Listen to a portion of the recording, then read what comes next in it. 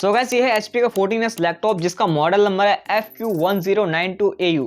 2 साल का पुराना लैपटॉप है। बाय डिफॉल्ट इस लैपटॉप में 8GB का रैम इनबिल्ट आता है और यह 8GB क्रूशियल का रैम, और इसी रैम को हम आज इस लैपटॉप में अपग्रेड करने वाले हैं। सो अगर आप भी अपने लैपटॉप का रैम अपग्रेड करने की सोच रहे हो फर्स्ट टाइम या करने वाले हो, तो इस वीडियो में आपको कंप्लीट गाइडेंस देने वाला हूँ कि आपको अपने लैपटॉप का बैक पैनल को किस तरह ओपन करना है बिना कुछ डैमेज किए, और रैम कितनी फ्रीक्वेंसी का होना चाहिए, यानी कि रैम कितना मेगाहर्ट्ज का होना चाहिए, रैम का सीरियल नंबर कितना होना चाहिए, सारा डिटेल देने वाला हूँ। और अगर आप इस वीडियो कंप्लीट देख लेते हो बिना स्किप किए तो आपको और कोई वीडियो देखने की जरूरत नहीं पड़ेगा। सो हे गाइस, मैं हूँ रेहान। अगर वीडियो पसंद आते वीडियो को लाइक कर देना एंड चैनल को सब्सक्राइब करके हम तो प्यार एंड सपोर्ट दिखा दो। तो चलिए हार्ड से वीडियो को शुरू करते हैं।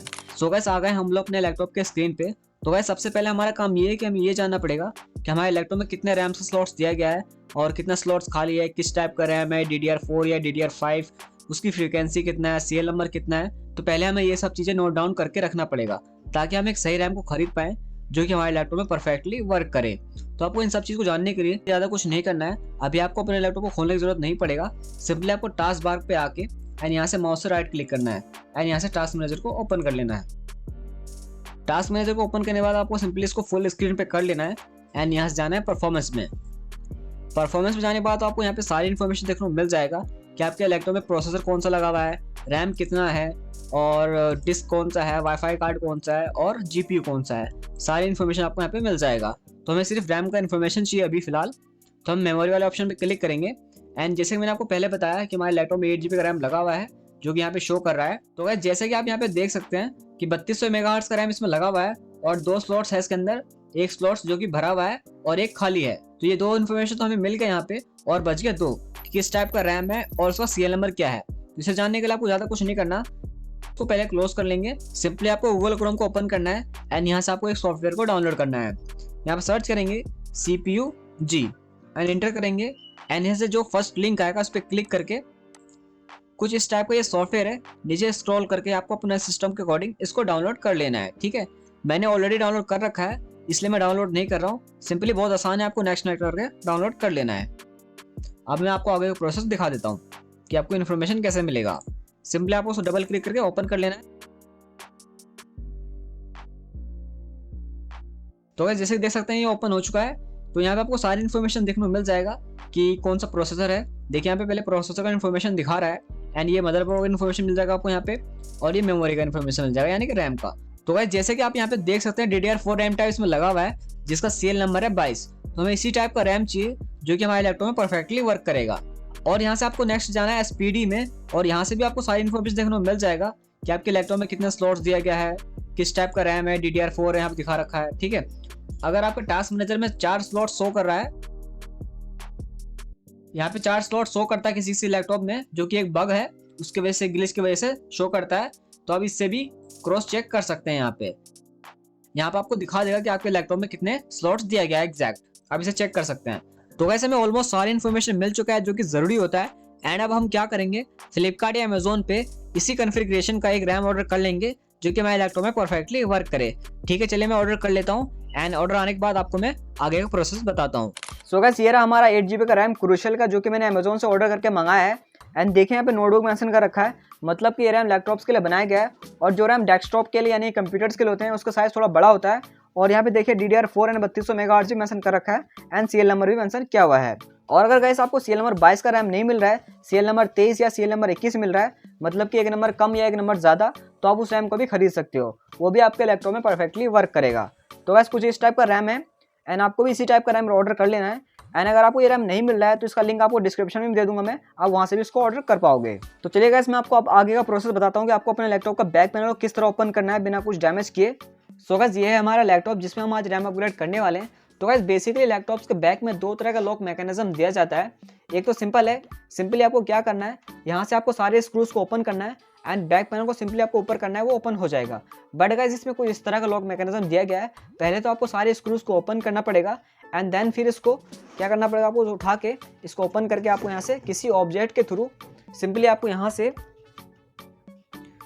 इसको सारे लॉक्स को ओपन करना पड़ेगा। लॉक्स को ओपन करने के बाद फिर ये लैपटॉप बैक से ओपन होगा। इस तरह के लॉक मैकेनिज्म वाले लैपटॉप को बहुत केयरफुली ओपन करना पड़ता है, वरना अगर कोई पार्ट डैमेज हो गया तो बहुत प्रॉब्लम हो सकता है, तो अगर आप भी अपने लैपटॉप फर्स्ट टाइम ओपन कर रहे हैं तो आपको किस तरह से ओपन करना है, चलिए मैं आपको आगे का प्रोसेस बताता हूँ। तो गाइस सिंपली आपको सबसे पहले क्या करना है, ये जितने भी स्क्रूज दिख रहे हैं आपको सारे स्क्रूज को ओपन कर लेना है। तो स्क्रू ड्राइवर की मदद से आपको सारे स्क्रूज को ओपन कर लेना है। तो चलिए हम स्क्रूज ओपन कर लेते हैं।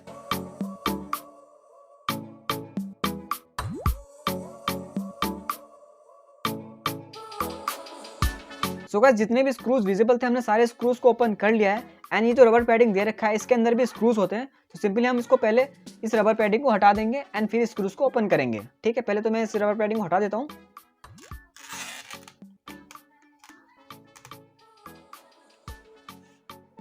आपको भी कुछ इस तरह से कर लेना है। एंड देखिए गाइस यहाँ पे स्क्रूज दिया हुआ है, तो हम सारे स्क्रूज को ओपन कर लेंगे पहले।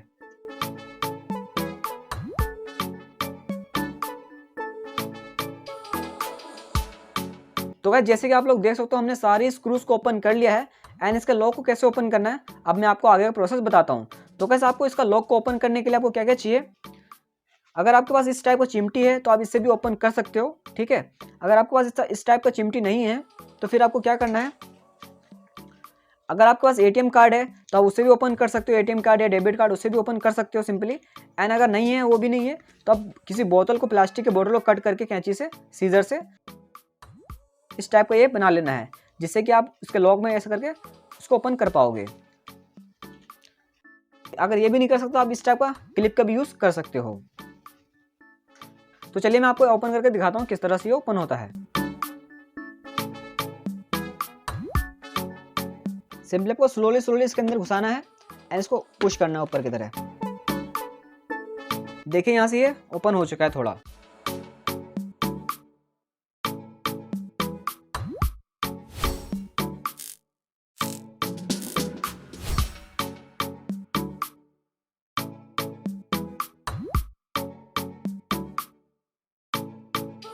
सो गाइस बेसिकली ये ओपन हो चुका है दोनों साइड से। तो सिंपली इसको हम क्लोज करेंगे पहले एंड इसे फ्लैट करके एंड सिंपली इसको धीरे धीरे यहाँ से ओपन कर लेना है। तो गाइस देखिए ओपन हो चुका है, केयरफुली हमने इसको ओपन करा है, कोई भी पार्ट डैमेज नहीं हुआ है। देखिए आप देख सकते हैं। एंड इसके जितने भी डस्ट है पहले आपको सिंपली इसको क्लीन कर लेना है, ठीक है, अच्छे से। तो गाइस देखिए लैपटॉप अंदर से कुछ इस तरह से देखने में लगता है। सो ये रहा इसका बैटरी एंड यहाँ पे इसका प्रोसेसर दिया गया है एंड इसका ये फैन है और यहाँ पे रैम्स का स्लॉट दिया गया है। तो एक रैम इसमें पहले से लगा हुआ है एंड यहीं पे हम इसका दूसरा रैम लगाएंगे, ये वाला। ठीक है, तो पहले आपको क्या करना है, सिंपली इसको पहले इसको क्लीन कर लेंगे अच्छे से ब्रश की मदद से। तो मैं क्लीन कर लेता हूँ पहले। सो गाइस मैंने इसको अच्छे से क्लीन कर लिया है ब्रश की मदद से। आपको भी अपने लैपटॉप को पहले क्लीन कर लेना है अच्छे से एंड फिर रैम को इंस्टॉल करना है। तो चलिए मैं दिखाता हूँ आपको अपने लैपटॉप में रैम कैसे इंस्टॉल करना है। आपको इस स्टिकर को रिमूव नहीं करना है, अगर आप इस स्टिकर को रिमूव कर दोगे तो आपका वारंटी वॉइड हो जाएगा। तो गाइस रैम किसी भी लैपटॉप में इंस्टॉल करना काफ़ी इजी होता है। तो गाइस जैसे कि आप लोग यहाँ पे देख सकते हैं बीच में कट दे रखा है, इसी कट से मैच करते हुए आपको स्लॉट के बीच में भी यहाँ पे कट देखने को मिल जाएगा। ठीक है, तो आपको इसको ही मैच करके रैम को इंस्टॉल करना होता है। ठीक है, और कुछ नहीं करना सिर्फ।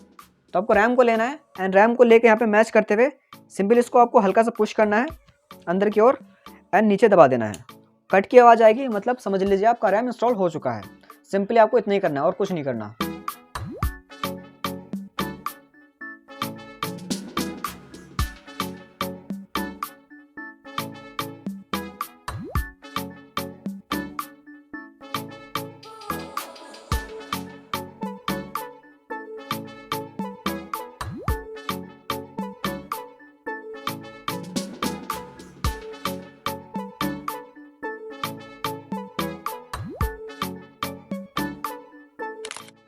तो गाइस चलिए मैं आपको दिखा देता हूँ कि हमारा रैम अपग्रेड हुआ या नहीं हुआ।